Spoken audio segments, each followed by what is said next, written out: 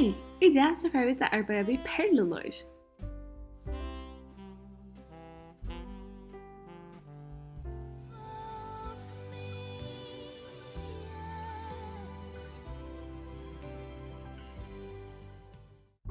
Hette Perluleir som jeg får bruke det har vi kjøpt et tiger. Jeg kan nemlig kjøpe i Danmark, for å kjøpe trøyen til verdig det ikke er spennende jo. Men jeg tror Perluleir er genialt at han hårt at det virker ikke som sløying som bøtten ofte spiller vi, men heter tottner. Så jeg satte heldre formen at vi som vi gjør det til. Her så valgte jeg at gjøre en støttene som jeg formet til, og gjøre en åndel som jeg gjør det vi gjennom formen. Etter at jeg tottene så bruker jeg nåle tra og henge det opp.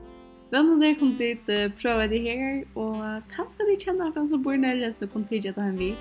Så hadde det som mulig å prøve det. Jeg hadde det gjort stortlige aktiviteter, og kunne alltid gjøre bøttene.